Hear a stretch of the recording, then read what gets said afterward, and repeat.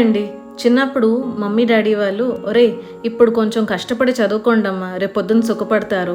అదే ఇప్పుడు సుఖపడి ఆటలాడుకున్నారనుకోండి రేపొద్దున కష్టపడాల్సి వస్తుంది అని చెప్పేవారు. సో ఈరోజు ఈ స్టేజ్లో ఉన్న తర్వాత when we look back to those days నిజమే కదా. అంటే అప్పుడు ఏమనిపించేది అంటే చిన్నప్పుడు ఏంటి మమ్మీ డాడీ ఎప్పుడు చదువు చదువు చదువు అని అంటూ ఉండారు అని అనిపించేది.